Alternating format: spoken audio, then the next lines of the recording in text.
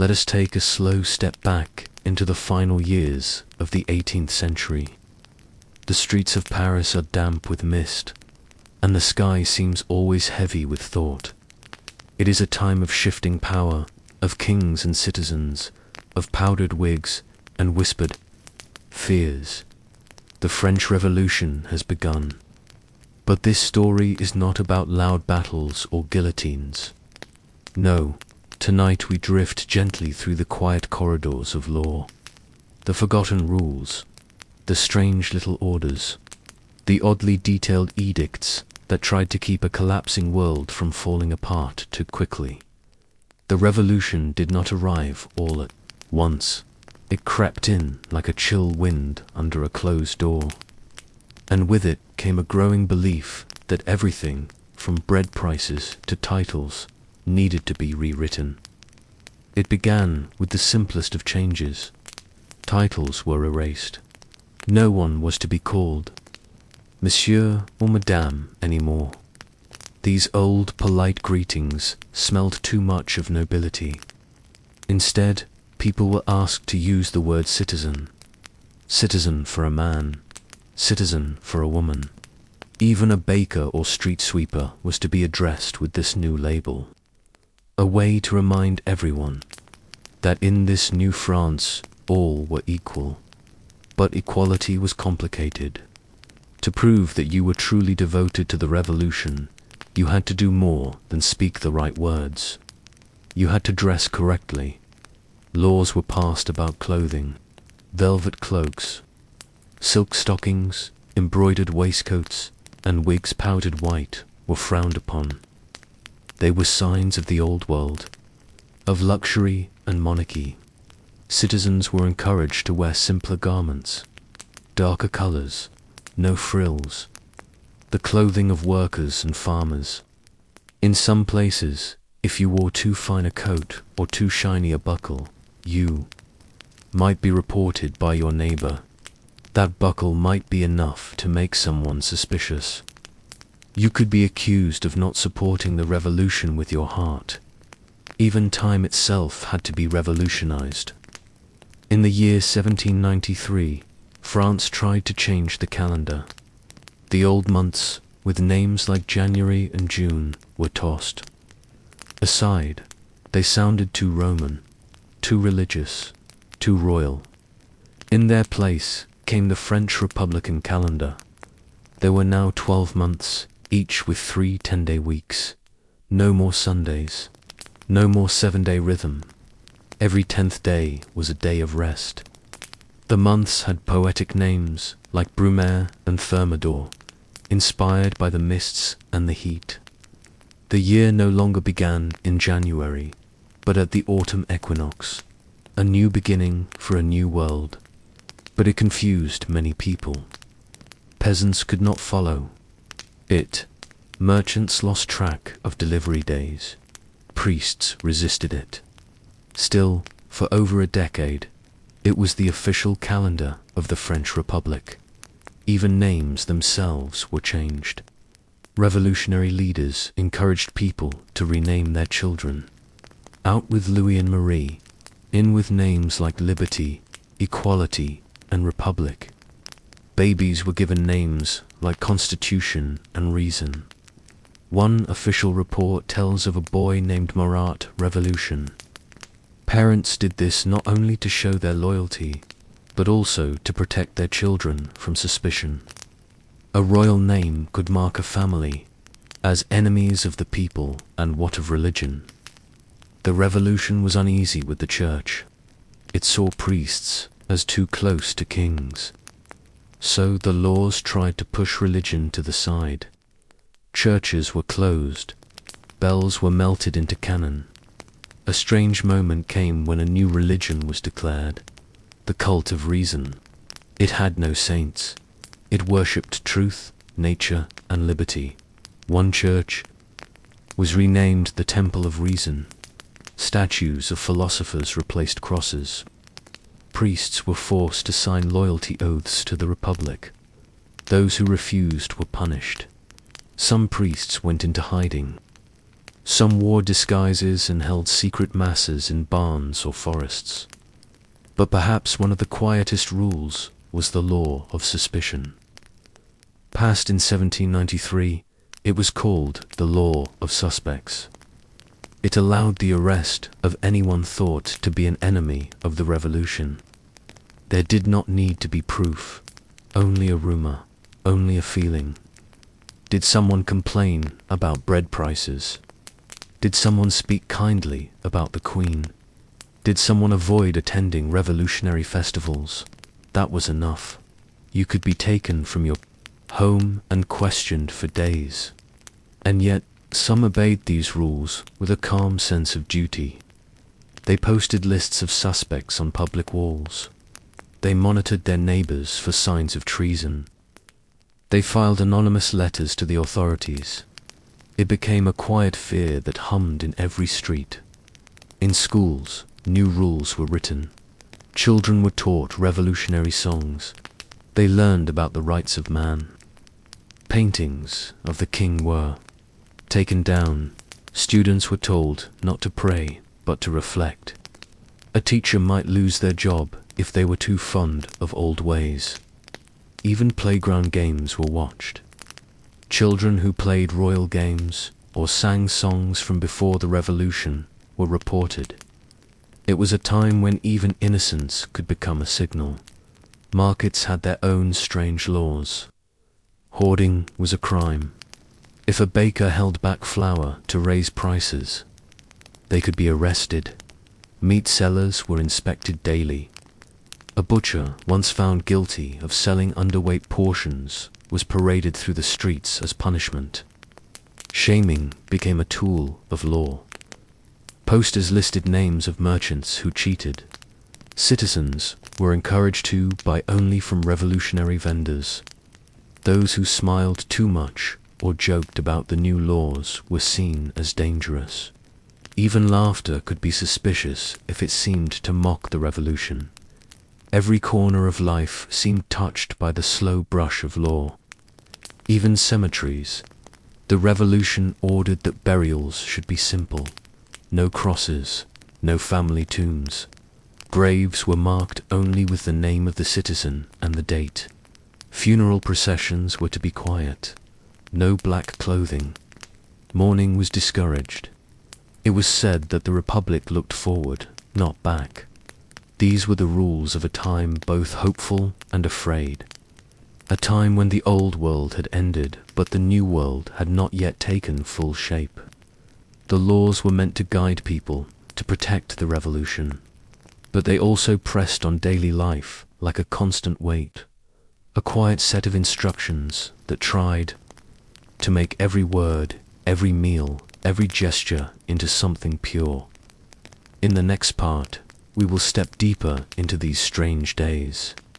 We will see how festivals replaced holy days, how symbols replaced saints, and how even the colors of clothing could carry meaning.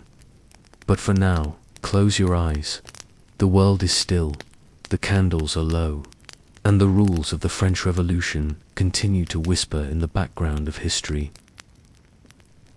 Now the sun rises slowly over the rooftops of revolutionary Paris, and the streets begin to hum with quiet footsteps. The revolution has changed everything, and yet people still walk to markets, still sweep their doorsteps, still light their candles with the same careful hands. But the world they live in is now shaped by symbols, by slogans, by strange little rules that hover over every task. The monarchy had fallen, but something had to replace it. Not only in politics, but in spirit. The calendar had been changed, and the churches emptied, but the people still longed for celebration. So the Republic gave them new festivals. These were not celebrations of saints or royal birthdays. Instead, they were festivals of reason, of liberty, of unity. Each month brought a new one. Trees of liberty were planted in town squares, and citizens marched around them with songs and speeches. Children held wooden tablets engraved with revolutionary sayings, and men wore red liberty caps to show their devotion. One of the most ambitious celebrations was the Festival of the Supreme Being. It took place in the summer of the year 1794. Crowds gathered in the streets and walked to a large man-made mountain built in a public garden. It was covered in flowers and bright fabrics. A statue of wisdom stood at the top. Speeches were made about virtue and civic duty. The festival had been created by Robespierre himself, who believed that the people needed a higher purpose.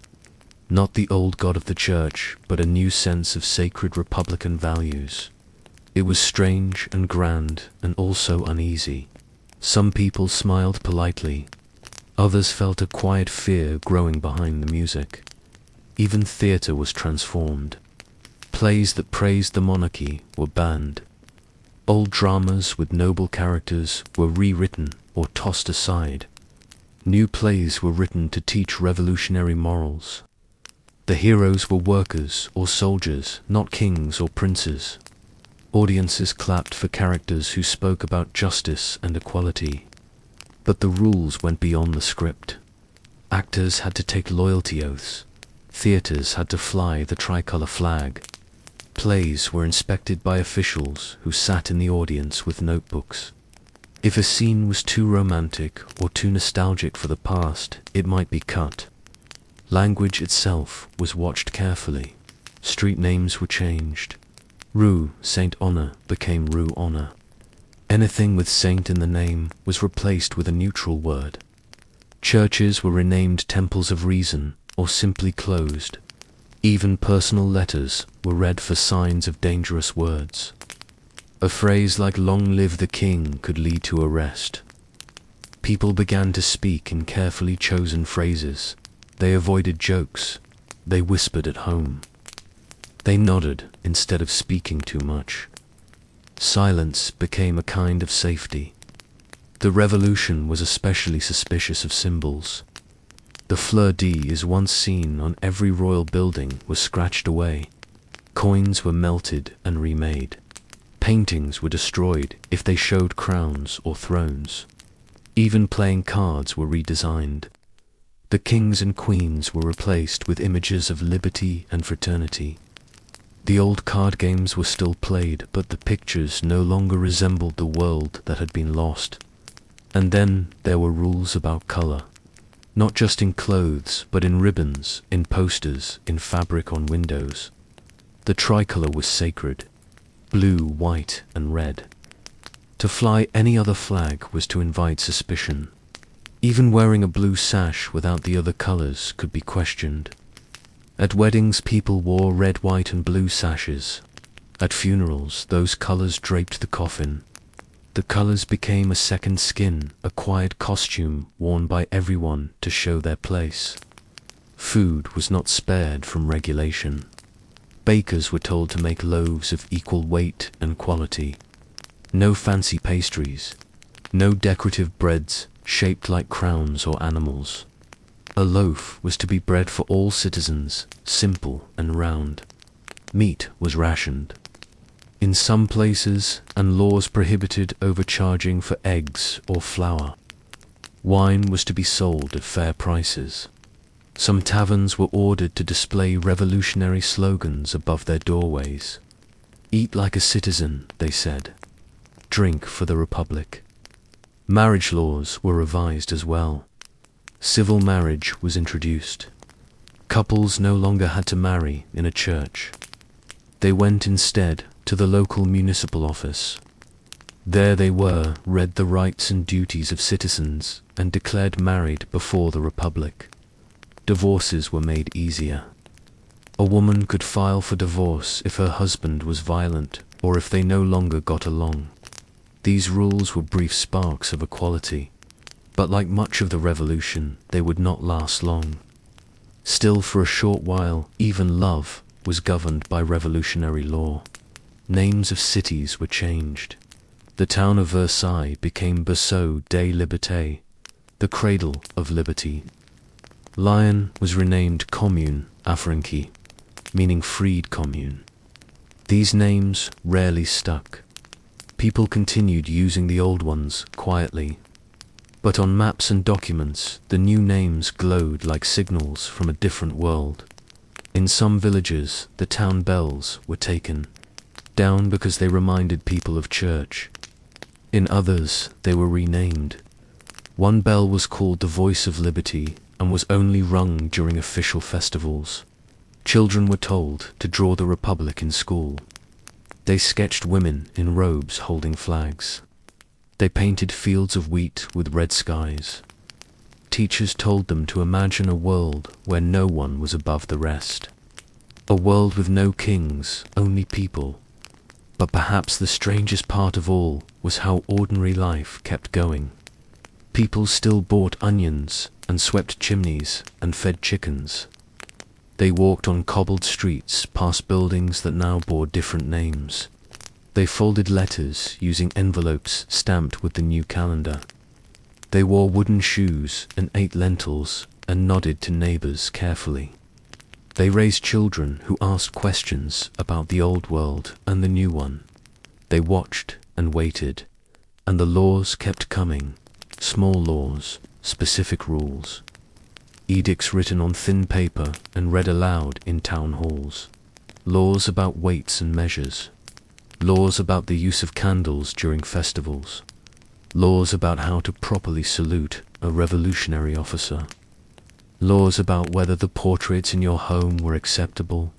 There were laws about how to enter a courtroom, whether you could bow or must only nod. Laws about books, about music, about how many buttons should be on a uniform. The revolution had tried to reach into every part of life.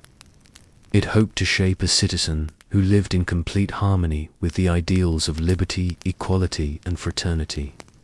But the citizens were tired. The rules came fast. The festivals were confusing. The calendar was hard to follow. And in the silence between laws, people missed the old rhythms. They missed ordinary time. As you rest now, imagine a world where every detail of daily life was considered political, where even the way you tied your shoes might suggest loyalty or rebellion, where your hat, your words, your walk could be seen as a sign, and still the wind moved gently through the alleys. Still bread was baked in ovens before dawn. Still cats curled on windowsills. Life continued in its quiet way under the slow weight of the law. In the next part we will watch how the revolution softened and changed, how the rules began to fade, how memory and law slowly shifted into something new. For now the night is calm, and the world of long ago continues to whisper with rules that were once so important and now are nearly forgotten. Imagine now the flicker of candlelight in a small room. The walls are stone. The air is still. It is a tribunal chamber, no grand court, no elaborate robe. Only a small group of men seated around a table with ink-stained hands and stern expressions. It is here that justice was swiftly redefined.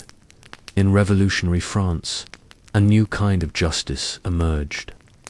The Revolutionary Tribunal, established in 1793, was not concerned with long deliberations or careful defenses. Its mission was to identify and eliminate enemies of the revolution with speed and certainty. If you were brought before them, your fate was often already sealed.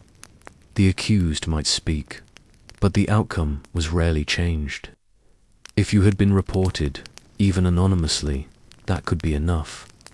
A neighbor's suspicion, a careless word, or even silence in the wrong moment could lead to arrest. What makes this period so chilling is how normal it all seemed to those living through it.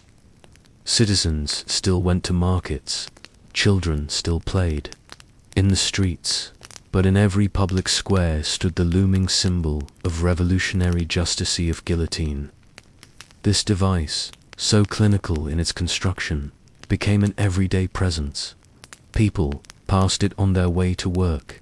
Some even brought food, and gathered to watch its grim procession. It had become routine. But even among the revolutionaries, fear began to creep in. The laws they passed turned inward. Maximilien Robespierre, one of the leading architects of the revolution, introduced the law of 22 Prierial. It was a law that simplified the process of conviction even further. No need for witnesses, no need for defense. The accused could be condemned by mere moral proof, that is, suspicion alone.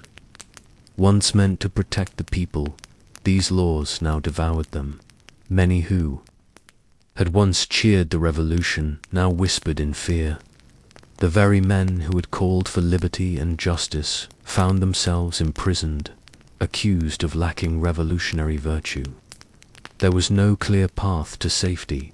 Loyalty yesterday did not guarantee survival today. Laws that once promised fairness had become tools of paranoia. No one was immune. There is something deeply unsettling in that transformation. A reminder that laws, when untethered from balance and reason, can change their nature completely. They become winds that shift direction without warning. And in revolutionary France, these winds blew hard. Even clothing could be used as evidence. A man who wore lace cuffs might be suspected of aristocratic sympathies. A woman who did not display the proper level of revolutionary enthusiasm might be labeled counter-revolutionary. At a time when everyone was expected to display their beliefs, neutrality was interpreted as treason. A woman named Madame Roland, once a supporter of the revolution, found herself on trial for supposedly harboring royalist views.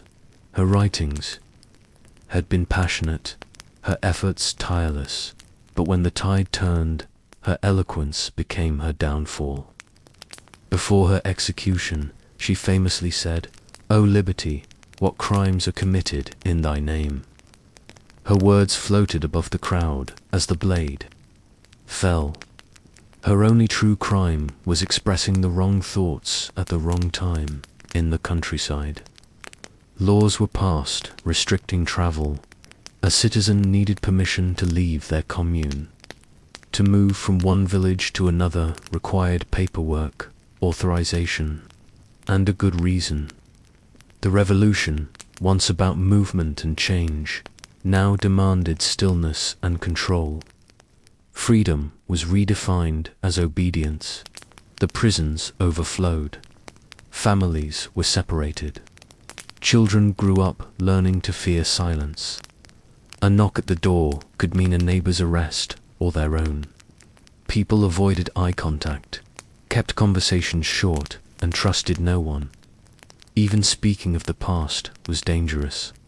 Nostalgia could be interpreted as royalist sentiment, and royalist sentiment meant betrayal.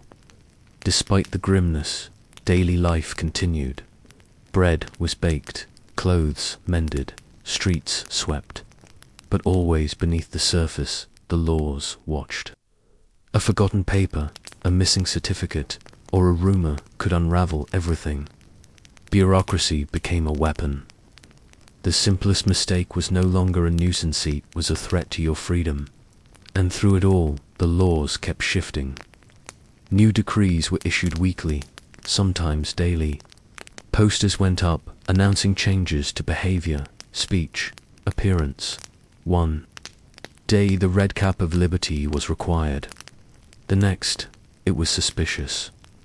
What mattered most was not the rule itself, but whether you were seen to obey it.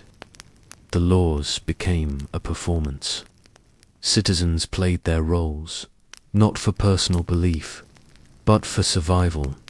In this dance of fear and order, some found ways to adapt. A shoemaker might add patriotic slogans to his storefront. A baker might rename their goods after revolutionary heroes, but others disappeared. One day present, the next gone, with no explanation. Their homes emptied, their names whispered, then forgotten. All of this was legal, written into law, voted on, declared, and enforced. That is what makes it so haunting. The line between justice and terror was not crossed in secret, but in daylight, with ink and paper, through laws meant to protect, and perhaps most quietly, chilling of all, is how these laws ended, not with a revolution, but with exhaustion. One day, the trials stopped. The guillotine stood unused. The people had had enough. The fear had burned too long, and the flames began to dim. But the laws, and what they revealed about power, remained. Even in silence, their memory echoed. A reminder that order is not always peace, and that sometimes the quietest laws carry the sharpest edge. The final stage of the French Revolution brought no celebration. There were no cheers in the streets. When the laws of terror began to dissolve, people were too tired. Too many neighbors had vanished. Too many families had been torn apart. The laws had grown so tangled that even officials could no longer follow them. The same tribunals that once issued death sentences now sat empty chairs, unoccupied scrolls, unopened the ink, dried on judgments that would never be carried out. It was not a moment of triumph, but a slow exhale, as if the entire country had been holding its breath and, at last, was allowed to breathe again. But the laws remained on paper even. After the executions slowed and the prisons began to empty, they were still there in the archives, in the minds of those who survived, a reminder of how far rules can reach when fear gives them power. In the years that followed the revolution, some of the strangest laws lingered quietly. Many were forgotten altogether, buried under new governments and changing regimes. But some stayed in strange little corners of the legal world, like candles left flickering in a long dark corridor. For example, there had once been a law requiring every citizen to celebrate a new calendar, the revolutionary calendar. A strange creation that replaced months with names of weather and harvest. Days were grouped into 10 rather than 7. Each week had only one day of rest. Religious holidays were erased, replaced by celebrations of work and nature. There was no Christmas, no Easter. Instead, there was the festival of the cult of reason and the day of the plow. Imagine waking up and not knowing the date in the old sense, not knowing when Sunday would return or when the year would truly begin. The months had new names, like Thermidor and Fructidor, all in honor of heat and fruit and fog and frost. It sounded poetic, but it left people disoriented. Weddings had to be recorded on unfamiliar dates. School exams happened in months no one understood. The rhythm of life was unsettled. Even the hours changed. Each day was divided into 10 hours.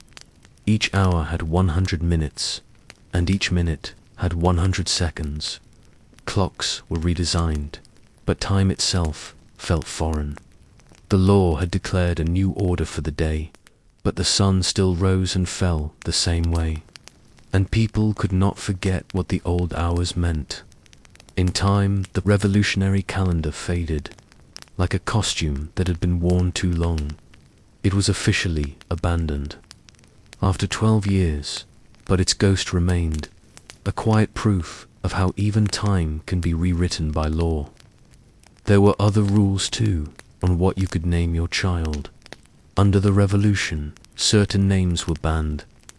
Anything associated with royalty or the church was discouraged. A baby named Louis or Marie might be seen as a challenge to the Republic.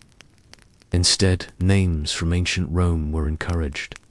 You might meet a young man named Brutus, or a girl named Brutus, or a girl named reshaping identity itself. One generation at a time. But names are stubborn things. Families whispered old names behind closed doors. A grandmother might call her grandson by the forbidden name when no one else was around. The law could reach the registry, but not the kitchen table. Even art was governed. Painters were encouraged to create images of heroic labor, farmers harvesting grain, blacksmiths forging tools. Poets were warned not to write about courtly love or divine grace. Only the revolution was worthy of verse. Even theatre was censored. Comedies were rewritten. Romances, band plays that once made people laugh, were declared corrupt. And stages grew quieter. Not because the people stopped dreaming, but because the laws tried to decide which dreams were allowed in. Paris street names were changed. Royal Avenue became Liberty Street. Church Lane was renamed Equality Passage. Anything that hinted at monarchy or nobility was scrubbed away. But memory is not so easily erased. People kept using the old names, out of habit, out of quiet rebellion. The signs changed, but the voices did not. Some of the strangest laws never made it into wide practice, but their existence is telling. There was once a proposed law that every citizen must hang a list of their revolutionary activities on their front door, as proof of their loyalty.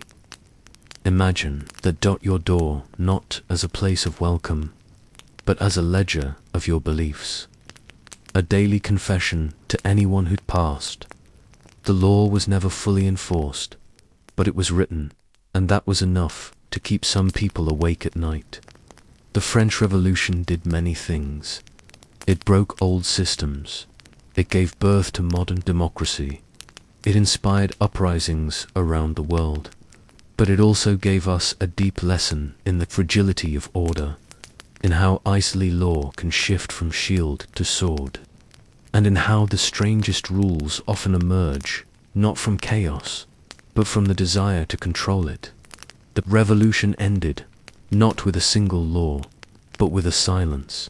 A new regime took power, and the people began again. Brick by brick, law by law, trying to rebuild a life that felt their own. They remembered the rules that had bound them, the decrees that had rewritten time, the punishments for wearing silk or saying the wrong name, and they whispered those memories to their children, not in fear, but in caution, so that one day those children might understand that freedom is not just won in the streets. It is preserved in the quiet places, in what is said over dinner, in how we treat those who disagree, in the kind of laws we allow to linger, and the ones we choose to let go. So sleep now, knowing that even in the strangest moments of history, people lived, they baked bread, they sewed clothes, they raised children, they told stories, and they waited for the world to become gentle again.